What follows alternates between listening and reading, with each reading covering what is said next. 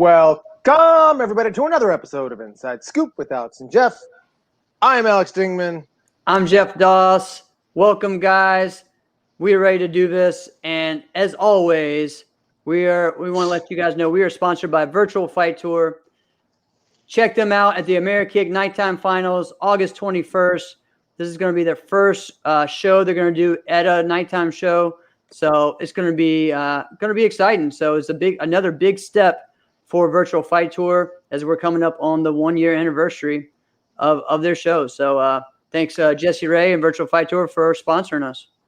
Exactly. And we got see how that goes. Yeah, it's going to be great. So we got another exciting guest. This is her second time on our show, and we have the great Olympic gold medalist Arelene Limas. Thank you so much for joining us. As man, you've been like you said, everybody's hitting you up, and the buzz has been Arelene Limas, right? You are the most popular person in Taekwondo right now.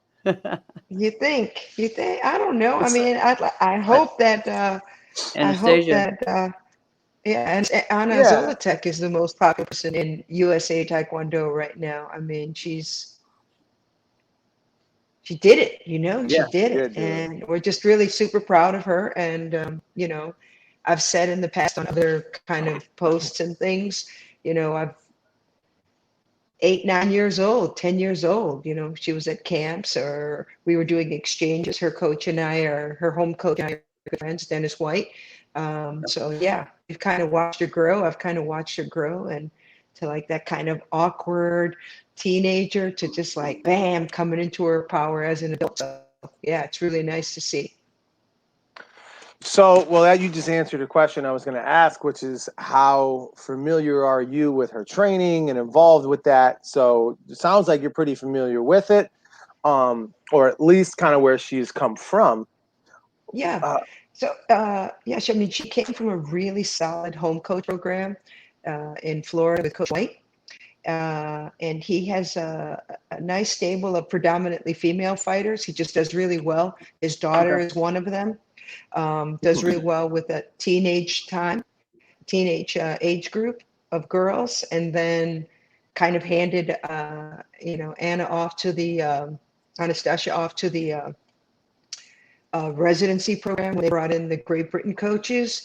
When they started that living there full-time programs, Anna was passed off over there, and she just blossomed. In addition to growing and getting stronger at that 17, 18-year-old age. Yeah.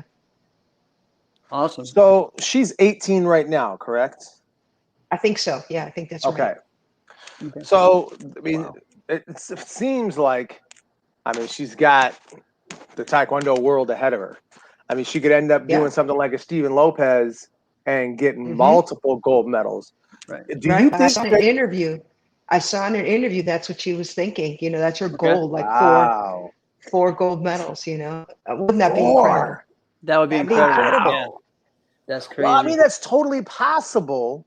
Right. In the fighting game now, and tell me what you think, Arlene.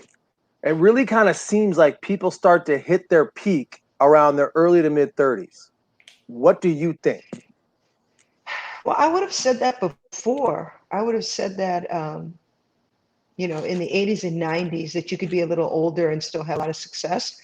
But with the new game and really height even being more important than ever, so being the tallest person with long legs, because it's really a touch game now, it's more difficult to fight into the 30s. So I don't know. I don't see another Steven Lopez happening. Someone to maintain high level excellence, even though that's the last time I'm going to say his name. But I just don't see anyone like that. Having as much success.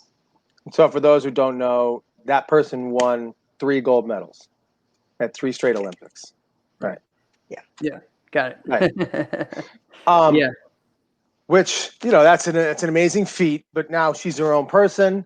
And there's been a lot of hot topic, people saying, oh, she's the first female gold medal winner in U.S. Taekwondo history. And we say, hang on a minute. I'm old enough to remember Seoul, Korea. Right. In 1988, where Arlene Limas won the gold medal. Right. But they call it a demonstration sport. But now, tell me how it really went down, because all the listeners, all the insiders, go back, listen to the original interview that Jeff and I had with Arlene, because it was fantastic. Yeah, it was great. Right? And the way that you spelled out like your road to getting to the Olympics and really all the roadblocks ahead, it was absolutely phenomenal. But so tell me a little bit about. Now I'm stumbling over what I wanted to say here. Well, first, just to say this, it has been so awesome. Everybody's out there like, no, Arlene's the first. Arlene's the first. No, don't say it. I'm going to call NBC. I'm going to call the local affiliate. I'm going to call Center Martial Arts. I mean, it's been awesome. It's really made me feel good. I don't need that, but just knowing that those guys, like everybody's so pumped up, like, no, Arlene is first. It's cool. It's cool. But the truth of the matter is, Anastasija is the first official female to win a gold medal for the United States. I mean, that's it. It's a shame that it took 30 plus years to get there after us receiving our official sports status, but it did. But we've got it. We've crossed that hurdle now. We have a gold medal for USA, which we haven't had in quite a while, and it's definitely something to be celebrated. Yeah, either way, no matter what, official or demo, it's still a big story, right? Like, it's still a huge accomplishment. Even if, say, yours was official, they should still tell that story that it wasn't a medal since '88, you know? And I mean, no matter what, that's a big gap, no matter what. So, I think it could have been handled differently. I think it could have been handled in a way that it gave respect or acknowledgement to that group in '88 and even in '92, that did what they were supposed to do while we were a demonstration sport, so that it became an official sport in 2000. Because without us doing what we do in '88 and '92, it doesn't become an official sport in 2000. Now, wait a minute. Are you saying it wasn't an official sport until 2000? Yeah. Yeah, because it was out of '96. So we were demonstration '88, demonstration '92, sat out '96, and then was brought back as an official sport in 2000. 2000, yeah. Wow. And at the time, that's kind of the process that you had to. Those hurdles are the ones you had to jump to become an official sport. Now that's not how it is. Now you can come into one games and then just disappear. Like the fear for karate is that. Yeah, that this might be it. I mean, I hope that's not the case. But we had a sequence of events that we knew we had to get through, '88, '82, and then hopefully we've proven that Taekwondo is practiced around the world and there's some parity. Smaller countries are winning. All those things we had to prove to become an official. It's not like that anymore. Right. But if I could say something, if I could clear something up, okay? Demonstration sport status doesn't mean that the competition level was a demonstration. Like you and I go out and fight. You and I go out and fight a demonstration fight. No, that's not what it was. I mean, all the world champions were there. All the world cups were there. So I mean, I fought the current world champion in my weight division. It wasn't. So for people, I think when they hear demonstration, that's kind of what gets them thrown off.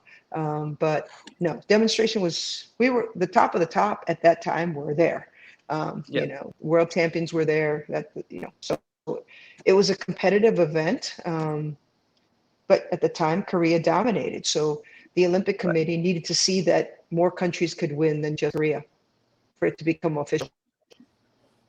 Correct. Well, that's fantastic. So I didn't even think about that. So that means Herb Perez's gold medal is technically on a demonstration status as well. Yeah. And all that meant is our medals didn't count for the country points. So Stephen's medals and Anastasia's medals, they've counted to that tally for the whole Olympic Games. Okay. Got it. All right. Yeah. Awesome. Thank you for clearing all that up. And again, like Mike Pombero said, it was cool that you put out a statement after it happened, and just class act as always. And again, like you're involved in, the Taekwondo scene, and you, like you said, you're a part of this. You're cheering them on. You're excited about it. Yes. And it's exciting that it's in the Olympics every time, I mean, and I think all of us should be excited about it.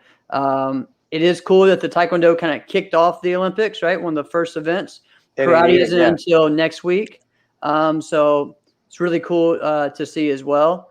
The other thing, again, I think you cleared it up as well. Some people were saying, okay, does that mean karate is a demonstration sport? It doesn't work that way no more. Right.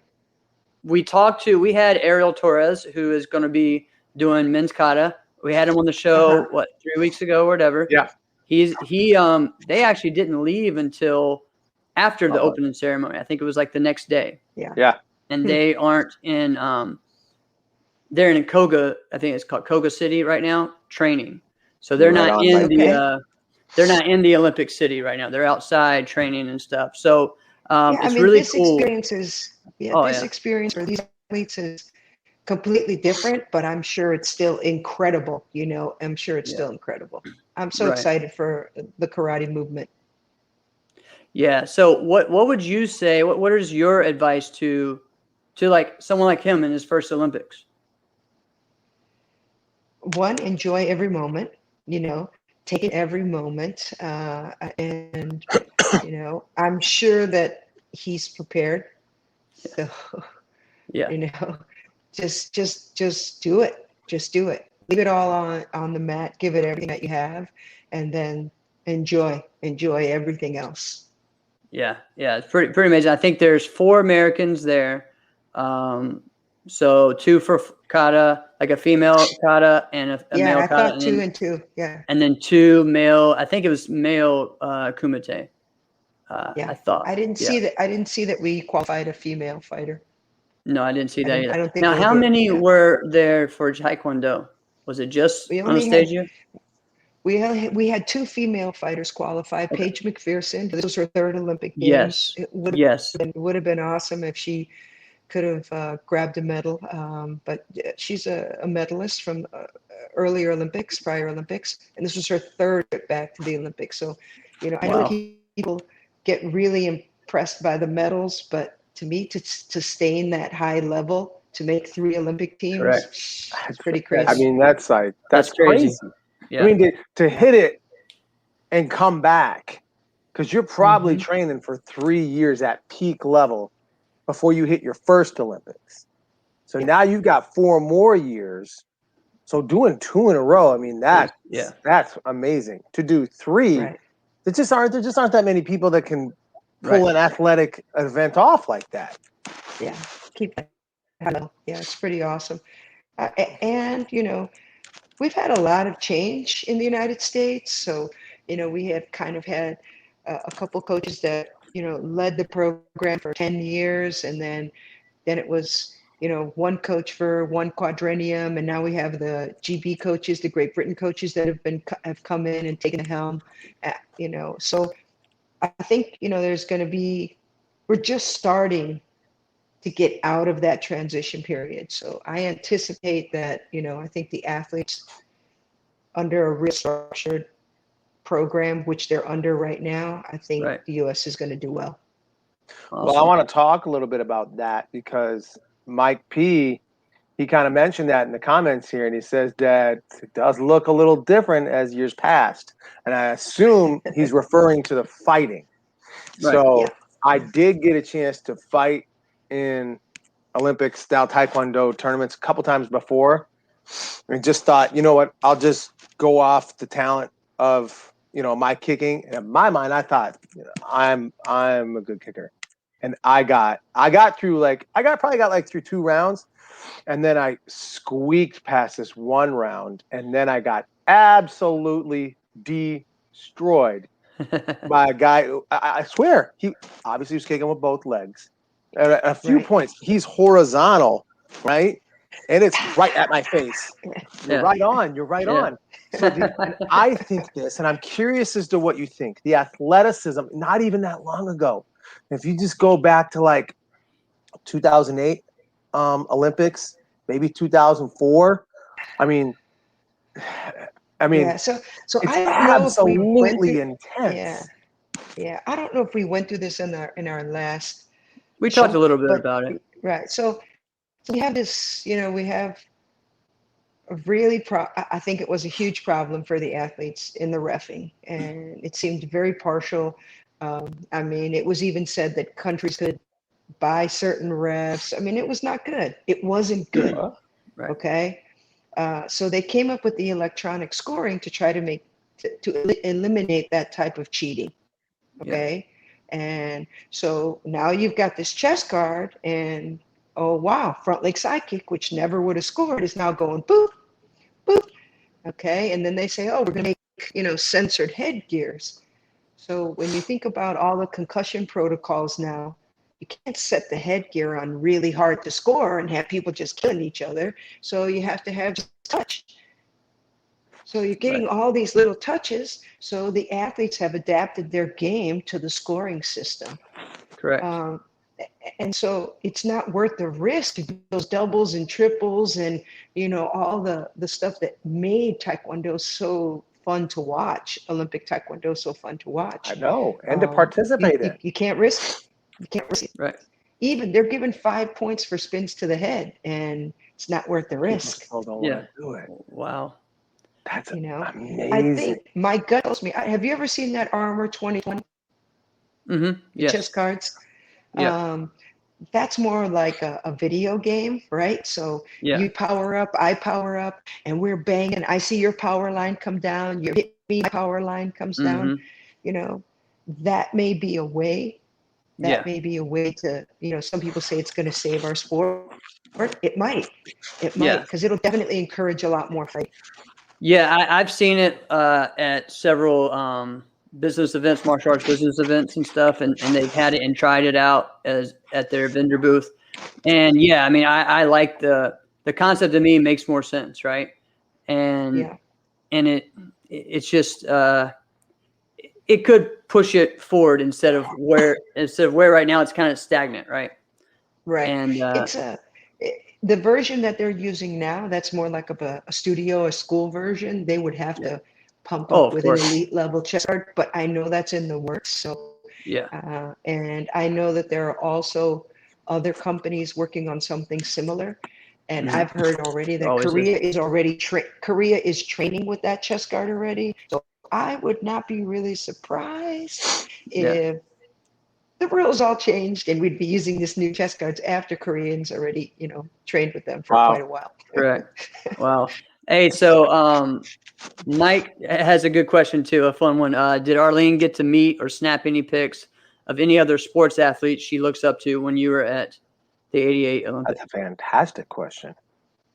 Oh man, it was awesome. So there was one event that I was invited to after I won called Xerox Breakfast of Champions. No one probably knows what Xerox is, but Xerox used to be like the Apple in the 70s and 80s. So the Xerox Breakfast of Champions, and like Carl Lewis was there. I mean, he was one of my favorites. All the gymnasts, and when I mean gymnasts, not only the U.S. gymnasts, but like the Romanian gymnasts. Wow. Greg Louganis, really was happy to meet him. Ray Mercer, one of the boxers at the time who won a gold medal. I mean, it was just really neat, That's cool. Yeah, it was just really cool. You get to interact with all those athletes. Yeah, awesome. All right, so I'm gonna touch the topic, and we're not gonna go one way or the other. It's a hot topic today. So, everyone's talking about Simone Biles and stuff, right? So, let's just go into what is that, just the mindset of just the stress of even being in the Olympics, right? The pressure. And again, what that is. I mean, again, from the stage of training and getting prepared, the qualifications, and the pressure when you get there. I mean, when you're at that high level, of course, the pressure is intense. I don't think it's the competitive pressure that's getting to Simone Biles. That's just my opinion. I don't think it's that. I think what happens, and I would say it happened to me, and I was never ever at this level that Simone Biles is at, or someone like a Michael Jordan, or someone, you know, that's really at the top of their game, and like the GOAT, you know, as they say about Simone Biles. But I think all the outside noise just robs you of the fun that you're having in your sport and in your game. And, you know, that really makes me sad for her, because a couple years after I retired, I just wanted to go fight in a local tournament because I missed fighting. Yeah. And it was crazy. Like the ref was like videoing me while he was reffing. And I mean, it wasn't fun, you know, even though I wanted so much, just let me go back and fight some point. Let me back for somebody, you know, I just, and when you get to a certain point, you don't get that luxury anymore. And my gut tells me that's contributing a little bit to where Simone Biles is that they're just not allowing her to have fun, you know? Right. And, you know, the games, I can't imagine, especially in a sport like gymnastics, where you really feed off the crowd, right? You do something. It's that's right too. And then you kind of do something, and the crowd comes out, you know, really, really pumps you up. To not get that type of feedback, it must seem strange. Right. Yeah, I definitely agree. And that feedback is what gets you out of that crap that's going on in your head. That kind of disguises everything. Oh, okay, all right. It gets rid of that. And so without that, all you hear is yourself. Right. Exactly. Well, that and being pedestalized like that. It's just like you can't make a right decision, because it seems, and let's just clear this up because I want to understand. She felt like she had a little bit of an injury, right? Do I have that right? She had like a little bit of an injury, and then was feeling a little pressure about me. I'm too nervous, kind of thing. So what am I getting wrong? Well, I don't know. I think it was. I mean, I think the things that I've read, it's just she didn't feel she was at a good mental. Her headspace was not correct. Right. Yeah. And when you're doing the type of stuff that she does in the air, you have to be in the right headspace. Yeah, you die. I mean, correct. Yeah. I mean, it's like going in, it would be like going into a full contact match and you're not really ready for it. You're going to take some shots, and that's not going to be good. Correct. This would typically be like the pod where people tell you, you know what, you got to sacrifice, you got to do whatever it is that you can. I am a little bit different, and I'll say, listen, this is your life. Right. It's going to exist well beyond gymnastics. You know, I think it's a really strange time, especially in the Olympic world, that we've had this weird power dynamic where coaches and administrators have just told athletes, this is what you're doing, this is what you're doing, this is what you're doing. And we found out that a lot of bad stuff happened. Yeah. You know, and no one listened, and no one really cared about the athletes. And this is one of those sports where it happened. So if an athlete wants to step up now and say, hey, no, I'm not doing something, then we got to let them do that. We got to let them do that. You know, I don't know what your relationship is with your athletes or with your coaches, but I make it perfectly clear. If you guys say you're done, I got to believe you. I've got to believe you. If we're in the ring and something happens and you say, hey, I can't, then I got to believe you. This isn't a drama thing. This isn't an attention thing. If you tell me you're done, I believe you. That's the relationship I got to have with my coach, with my athlete, and my coach when I was a kid. But, and especially at that high level. Yeah. Yep. I mean, they've already done the sacrifice and everything that most people wouldn't even do to get there, right? So you know their pain tolerance, their challenge, all of that is at a higher level than anyone's. So when enough is enough, it's enough. So listen, I'm okay with Ronnie Lott going into the locker room and like cutting off his finger and cauterizing it so he could go back out and play football. That's his decision. Okay. Right. And I'm completely okay with Simone Biles saying, you know what, I have to withdraw. That's their decision. Both of those decisions. Yep. Wow. Simone's gonna have all her digits later. Yeah. What was it? Yes. Simone's gonna have all her digits later. So All right. I want to mention just back quickly to Taekwondo because I do have a question. So we talked a little bit about the scoring. We talked about, what could be coming up. And I loved so much the scoring of, the yesteryears. And you got the judge and he's got the blue button. He's got the red button. Do you ever see a point where we go back to that? Do you ever see that happening? No.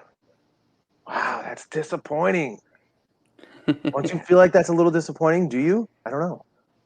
I mean, I don't know. If you lost a match because you got kicked in your leg or kicked in your butt, you'd want better scoring. Right. You know what I mean? If you lost a major match because you got, kicked, you blocked, you got kicked in the arm, you want better scoring. So, I mean, the chest guards have a lot of value. They really do.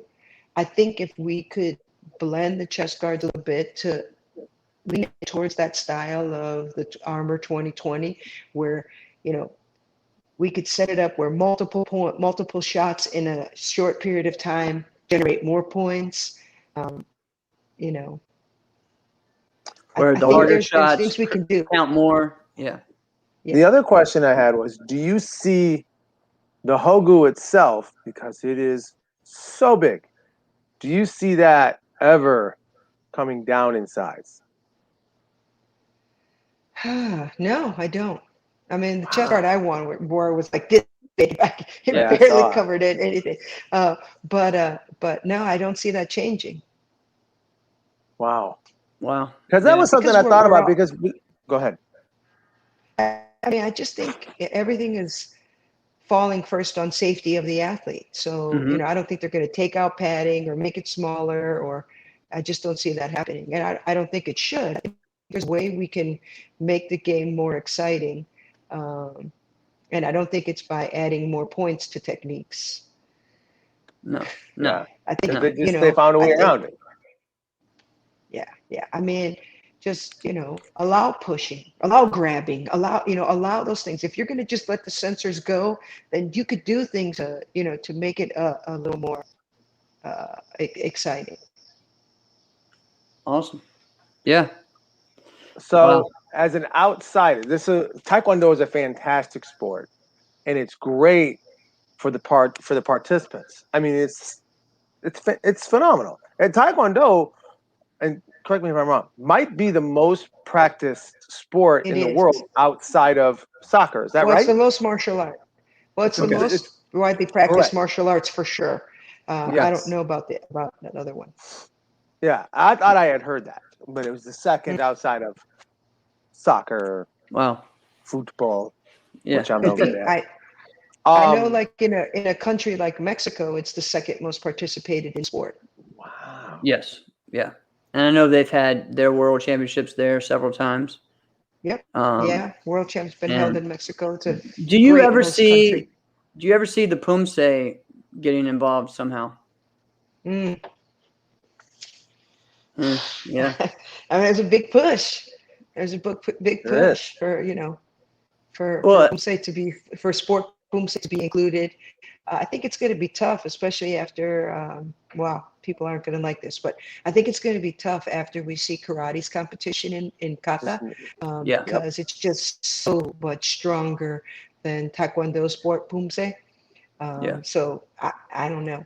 In a perfect world, like if you would have talked to me, right after the Olympics, probably 30 years ago, I would have said, I would love to see Taekwondo like a rotation like gymnastics, like sparring, board breaking, agreed, compulsory forms, creative forms, and then maybe even, like a jump kicking contest, like a flying kick contest or something. But they have all that. Rotation. Yes. Yeah. It's exciting, and it would be, to me, much more spectator friendly. Like my grandmother would have watched a rotation like that. Sparring, she watched because I was in it. But if she could have watched like a musical form, a series of a good breaking, I think that would have been a nice thing to happen to Taekwondo. And I think that's what like sport karate could do as well. And I think that's, to me, is something that several tournaments have done that. It's been exciting, but imagine if you have TV with that, right? And you get to follow those teams around and like that's cool, to see that. But and then have an all around, someone who did the best out of all 5 categories. Some, you know what I mean? Like gymnastics does. Yeah. I love that. Yeah. But I do agree. I think it could go either way on the kata part. Like the kata part could pique an interest to see, okay, it worked for them. Maybe if we put ours in, but because yes, maybe the strength wise is one thing, but the kicks for WTA Taekwondo, they're straight up. Mm-hmm. And they're completely different. The forms are shorter, but the kicking is something that you don't see in traditional kata. So I think that still adds a different element to it. You know what I mean? Right. And I really like the way that Taekwondo does theirs. At least the WTA does theirs. It's different than the ITF. ITF's completely different.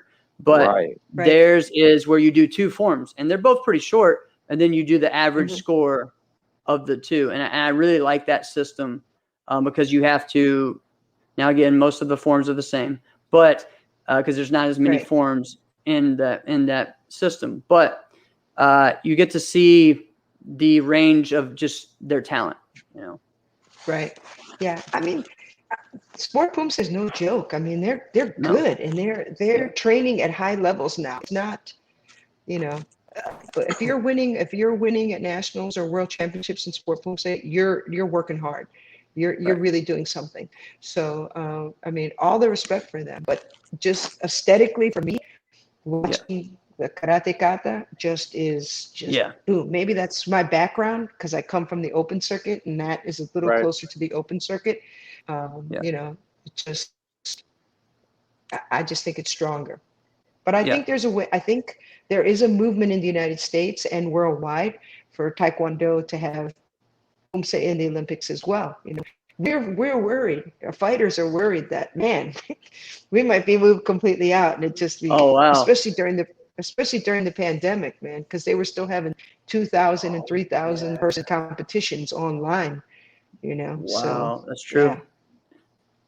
That's madness.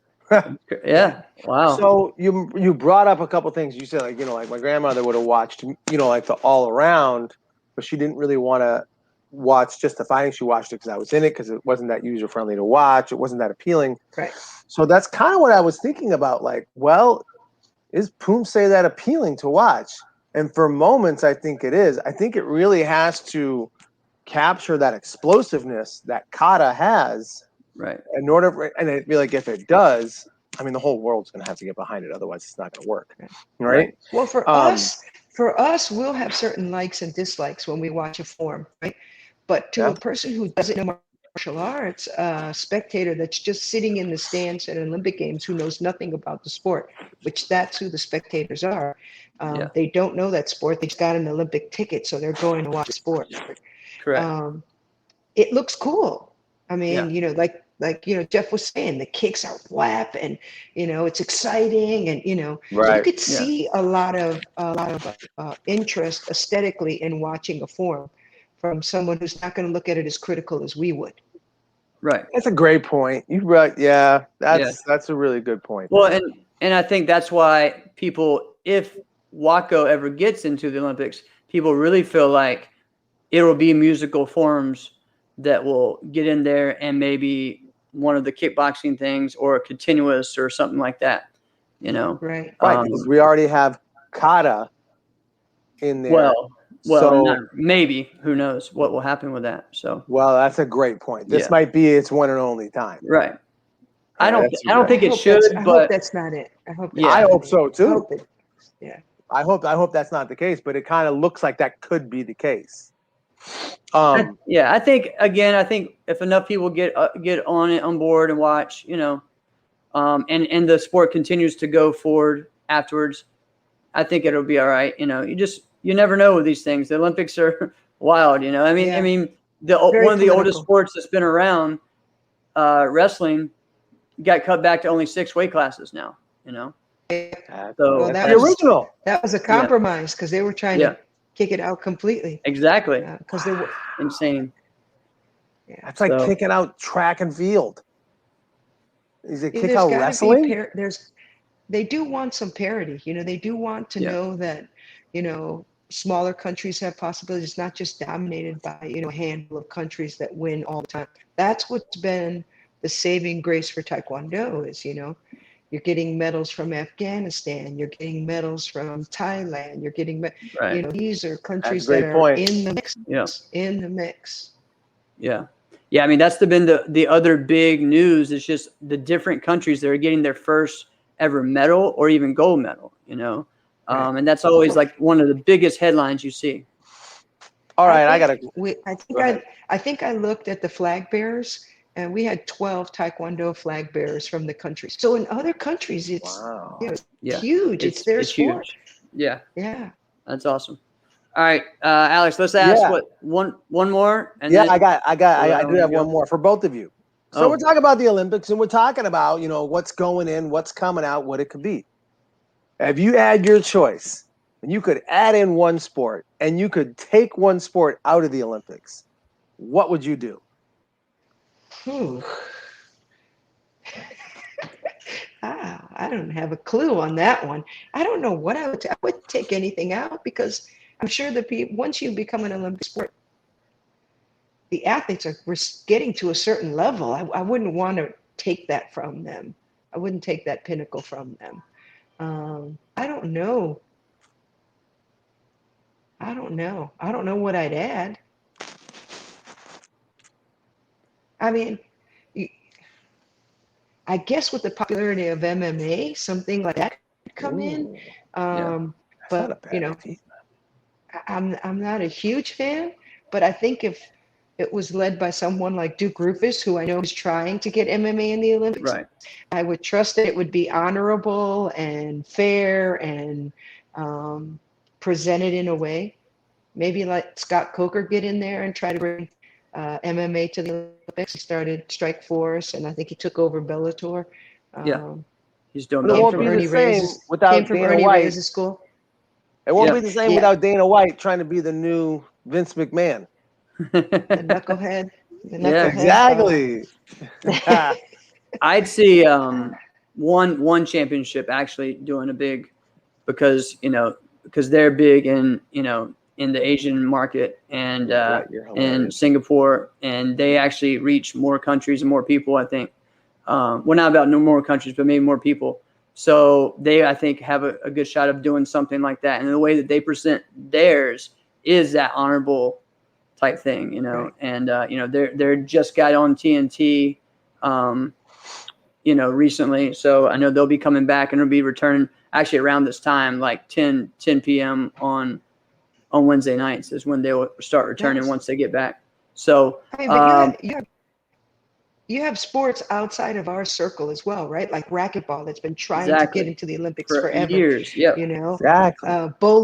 Bowling has been trying to get into the Olympic Games for. That's why I phrased the question that way. Yeah. Like, what do you think? There's so many. Go in?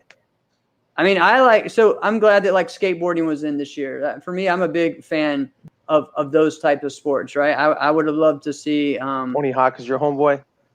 Yeah, I mean, I was a big BMX fan, so I would have loved to see the freestyle side of that, involved. But or like the dirt, dirt BMX. I know they have the racetrack, the racing, which is insane, which is nuts. If you haven't watched that, go and watch that. But the dirt freestyle where they're doing the flips on the dirt is crazy.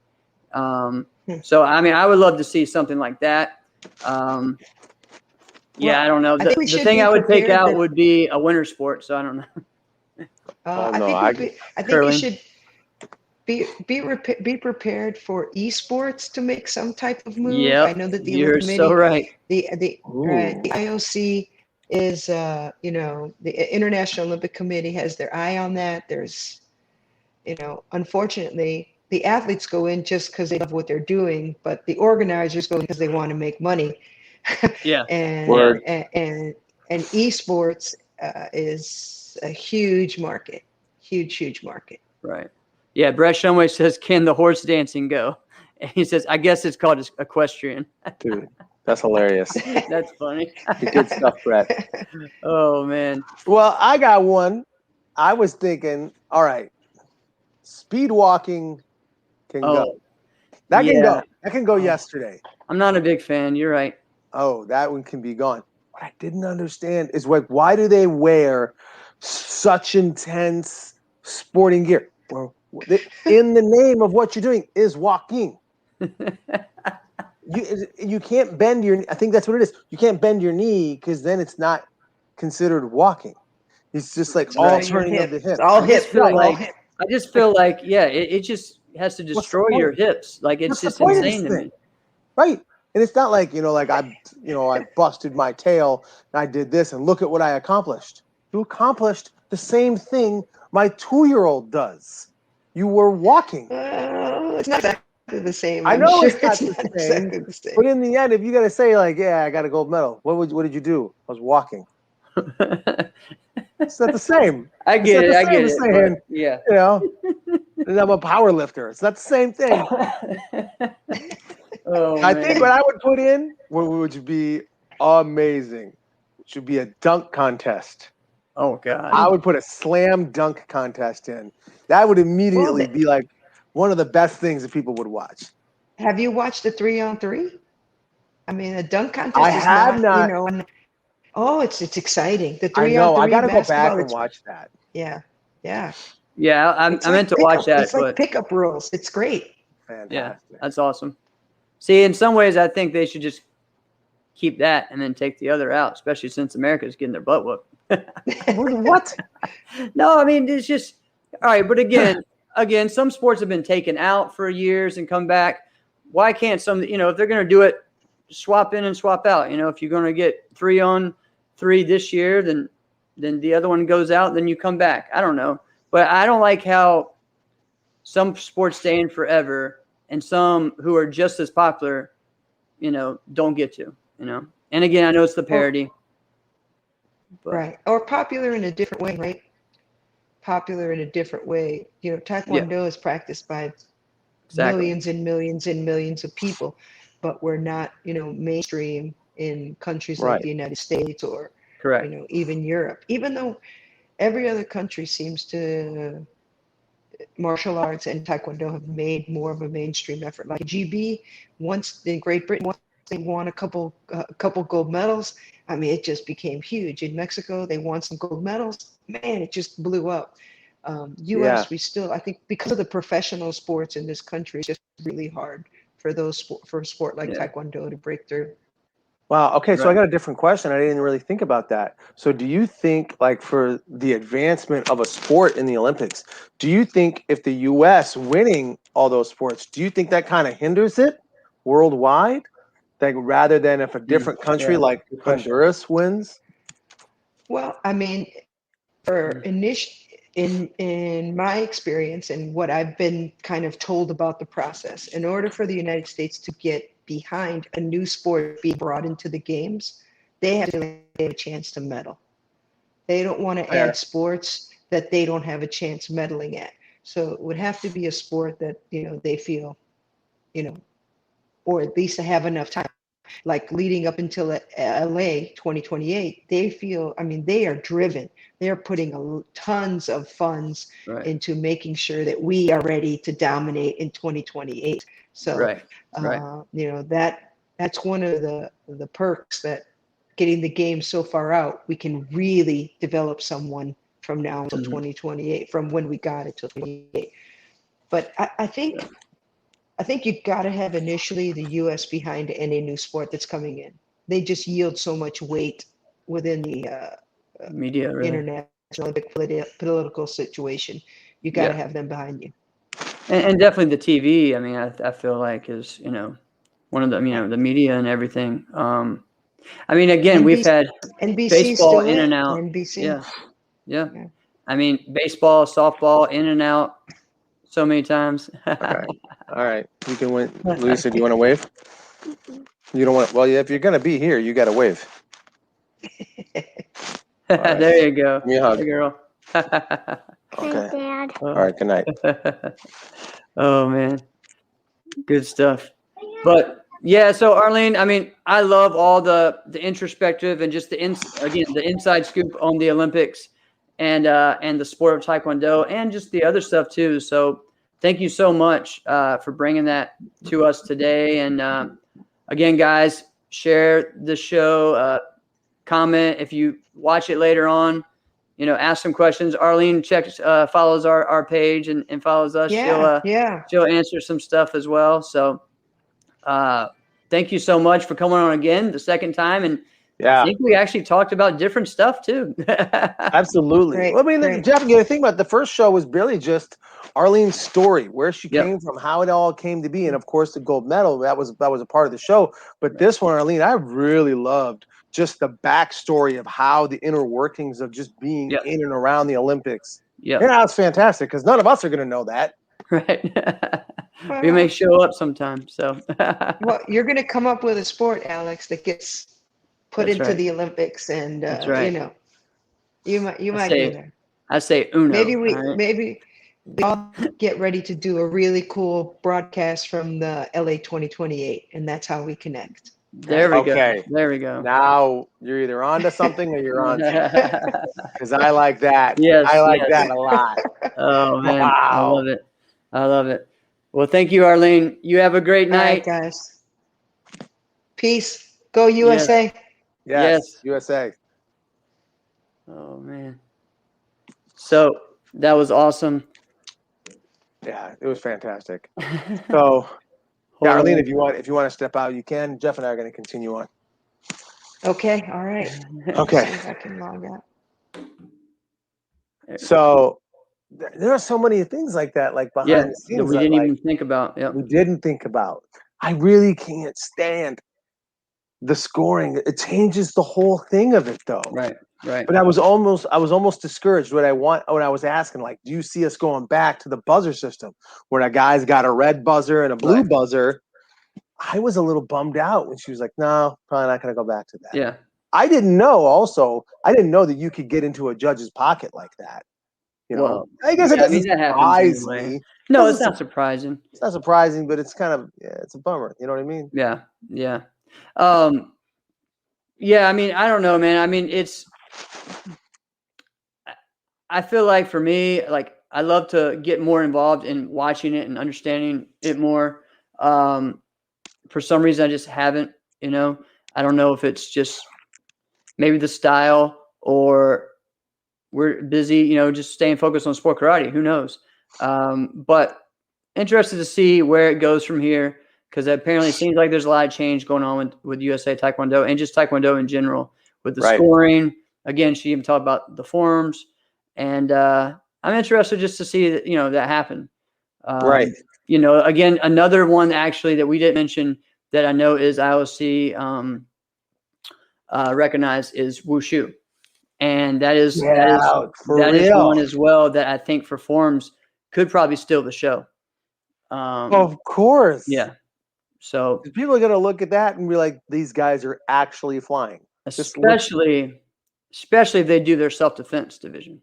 Oh my gosh. The spear and the grudge, Dude, it's going to look cooler and I love the karate self-defense division. I love it, but it's going to look cooler. It's going to look cooler, right? And that's things too. I wish that was in there as well. The karate self-defense division would be awesome. Right. So it's going to be like the Crouching Tiger, Hidden Dragon, where they're flying and fighting each other in the air. Right. Brett makes a good point too. TKD needs better commentary for the Olympics. Even as a fighter, he was lost to what was being said. Again, I think some of it just you gotta just explain things more, especially to that audience. But it's hard because you have to do so much explaining. And this is why, because when you look at that, the person commentating knows a general person looking at this is going to go, what the hell are these guys doing? Right. What are they doing? Right. Like, oh, I get that they're just trying to kick each other, but what is this? Yeah. And you have to do so much explaining just to get to that. Whereas, and it's like beating a dead horse, you go back to the scoring system of yesteryears. It's just, guys, go back. Watch the 2008 gold medal final. All right. You get giants fighting each other. Yeah. It's amazing. Well, I even feel the same way with fencing because I watched some of that, and it's not a bad analogy. It's the kind of the same thing. It's like, all right. I mean, I think they got it first because they yell louder and feel confident, but I don't know, and it doesn't seem like, honestly, watching fencing, I was thinking of point fighting, of how there was no more blocking and at all, right? There's no and such it's thing. There's and no it's such thing as just blocking and let's point get fighting there anymore, first, either. and that's it. And I think that is an issue that we see in sport karate. And I think if sport karate goes to a censor type thing, which some people want, I think that's going to be the exact same thing. It'll be the death. Yep.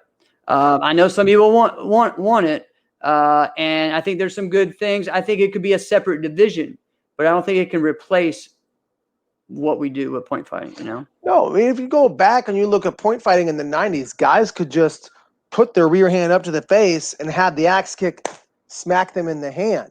And we all looked at that and said, that's a block. He put his hand up, right, and the foot hit his hand, and his hand hit his face. And nobody would give that a point. Today, 5 out of 5 give that a point. Well, see, I feel like even if there was a sensor on the headgear, that I know it's supposed to touch, but I feel like the impact would cause enough to maybe create. And I don't know all the science and everything in the electronics, but I feel like it would. So that was something just from watching Olympics, thinking about that. Again, see, Arlene and I think the same way. I watching the Olympics and the gymnastics, I've thought that for years, that we need something like that in sport karate.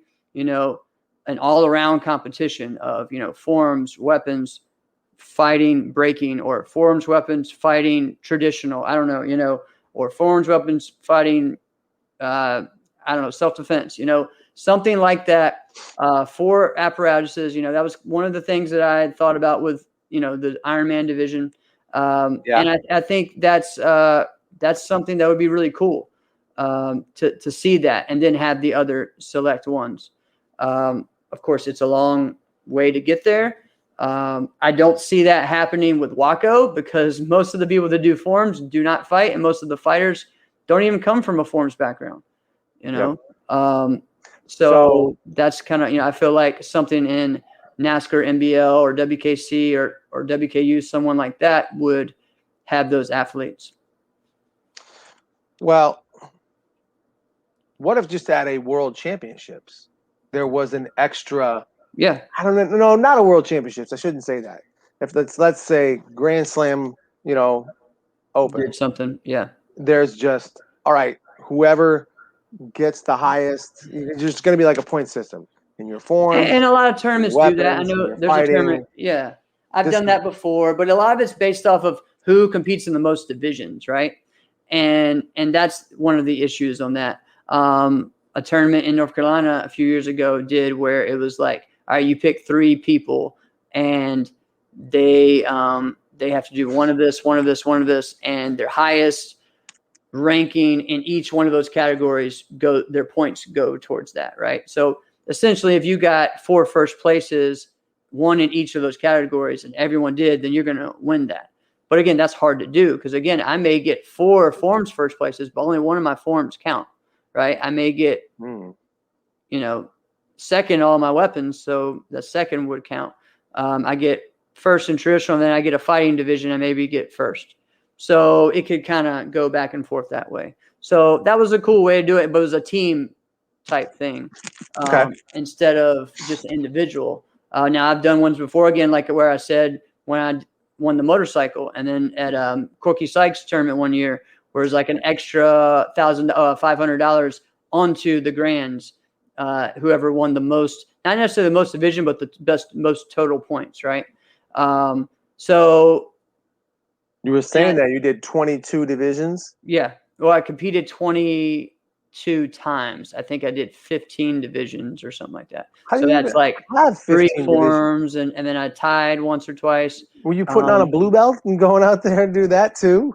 No, because there's 14 really within NBL. It was using NBL type division. So there was those options, continuous fighting, point fighting, team fighting, Kempo, traditional soft, open soft weapons. Did you do Kempo and soft style? Yeah, I did every single division I could. And because, I was going against a senior competitor who could do even more divisions than me.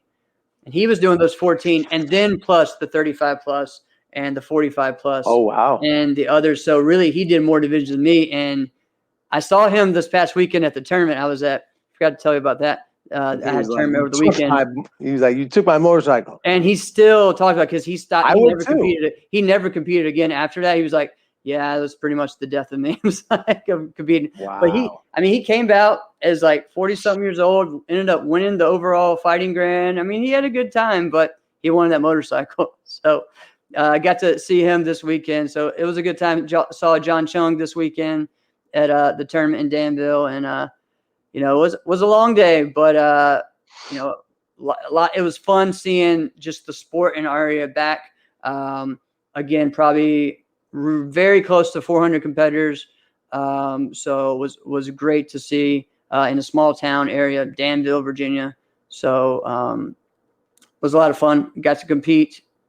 You won the Form Grand. Yeah, I won the weapons and forms grand. It was just one grand. So I won Korean. I won first place on one divisions, forms fighting and weapons. So, and then won that. So it was a lot of fun. And I think it was Malik Green. So in the fighting grands, it was myself and then 4 Green brothers, so or cousins. Yeah, they're all one family. They were all in there. They won all the other divisions, and then myself won the super light. Dude, they'd be pissed. You beat the entire family. If that would have happened, yeah. So that would have been interesting. Wow. So yeah. So it was interesting doing that. Also, another thing at the tournament was there was cameras for the Discovery Channel. So they're looking at possibly doing a reality type show with a team that was there from North Carolina. So interested to see what happens with that. And but yeah. So busy, a great weekend. Just in sport karate, and again, I went back the next day and working on moving stuff out of the attic. Wow. Yo, I got a question just because you brought it up. If the Discovery Channel could follow any team, and then we got to watch it back on TV for the entertainment value, what team should they follow? Of all time? Just like right now, maybe. Right now. Well, let's answer both of those questions right now. I'd still probably say All-Star. I was thinking the same thing. Yeah, I'd have to say All-Star. Yeah. Just the array of personalities and also the work ethic, and just all the different stuff that they all have going on individually. They all live different lives, but have really just exciting things going on, right? And they're all fun people to hang out with. So I think it would be great. Yeah, I agree with that one. Yeah, all time.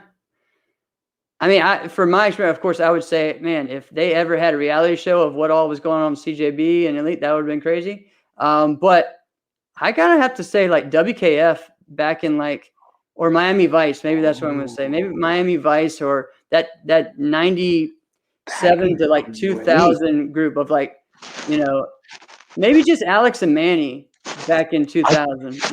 Yo, you're right. And the Brady, when the Brady's were with them. I mean, yeah. And even then, with Ray Mendoza on the team and Steve Hart was always it's right. A full range of characters. Yeah. I'd want to see that. Yeah. That would be cool. And Arlene says the Budweiser team. The Budweiser team would be good. I was thinking about the transatlantic team. Yeah. I definitely.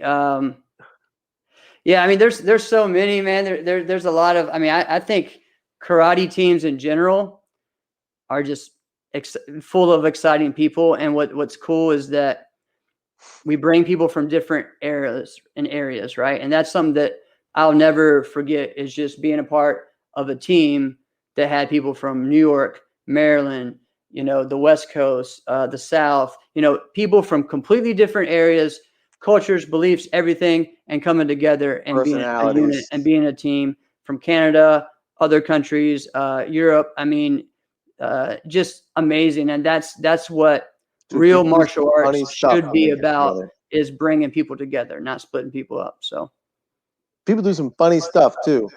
Yes, they do. I love all the prank wars and stuff that have happened in sport karate. The Reyes might be the best at the prank wars. Yeah, we've talked about that before, man. They do some crazy stuff. No, I take my team back.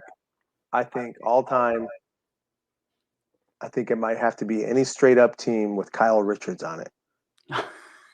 Any straight up team with Kyle Richards, because that dude is hilarious.